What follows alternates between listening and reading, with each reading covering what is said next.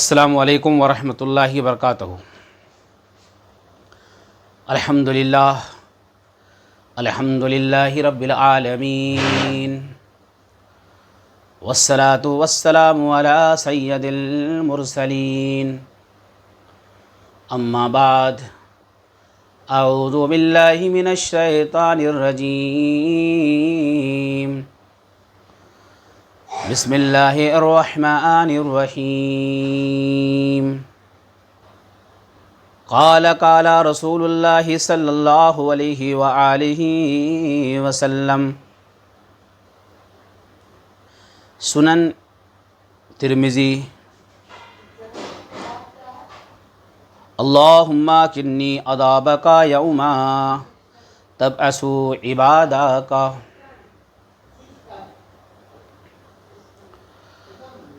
ہر قسم کی تعریف، حمد، ثنا، کبریائی، بڑائی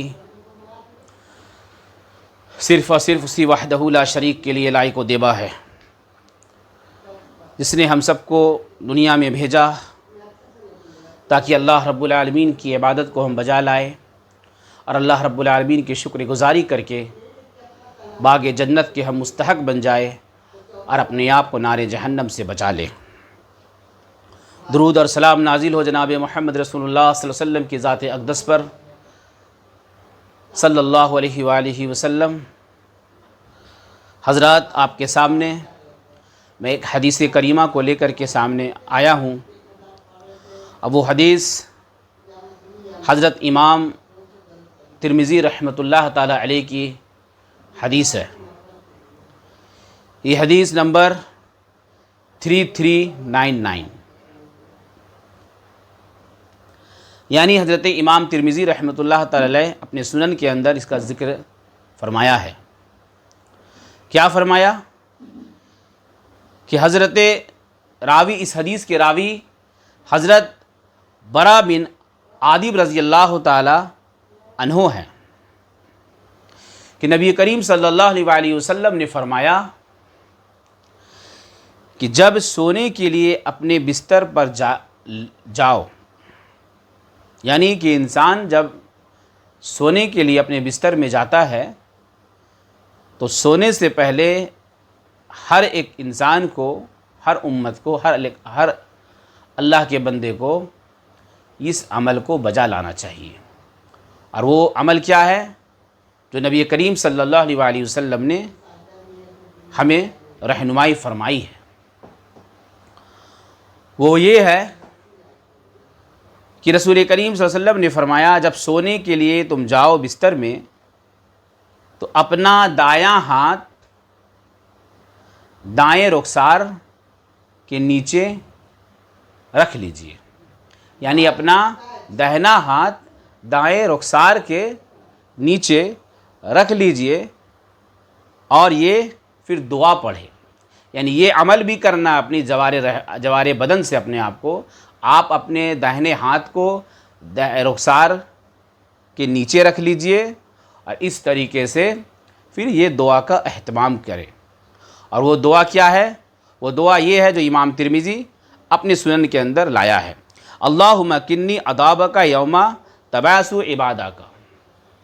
یہ دعا ایک چھوٹی سی دعا ہے، اس دعا کا اہتمام انسانوں کو کرنا چاہیے تاکہ نبی کریم صلی اللہ علیہ وسلم کی جو سنت ہمیں پتہ نہ ہو، وہ سنت کی ادائیگی ہو سکے اور وہ سنت سماج میں یہ سنت زندہ ہو سکے، تاکہ ایک سنت زندہ کرنے کا آپ ثواب جان سکتے ہیں جو احادیث مبارکہ میں کتنی اس کی فضیلت آئی ہیں۔ تو اس دعا کا جو معنی ہے میں اسے بھی ذکر کر دیتا ہوں، وہ یہ ہے، اے میرے رب مجھے اس دن کے عذاب سے بچا لے، مجھے اس دن کے عذاب سے بچا لے۔ یعنی ایک انسان اللہ رب العالمین سے اس دعا کے ذریعے اللہ رب العالمین کے نار جہنم سے پناہ مانگ رہا ہے اور قیامت کی ہولناکیوں سے اور عذاب کی ہولناکیوں سے وہ اللہ رب العالمین سے دعا مانگ رہا ہے کہ اللہ، اے میرے رب مجھے اس دن کے عذاب سے بچا لے، جس دن تو اپنے بندوں کو دوبارہ اٹھائے گا، جس دن تو اپنے بندوں کو دوبارہ اٹھائے گا، یعنی روز قیامت کے دن۔ روز قیامت کے انسان دوبارہ اٹھنے والا ہے، یعنی یہ ہمارا ایمان ہے، یقین ہے، اور یہ ایمان یقین ہمیں کس نے دیا؟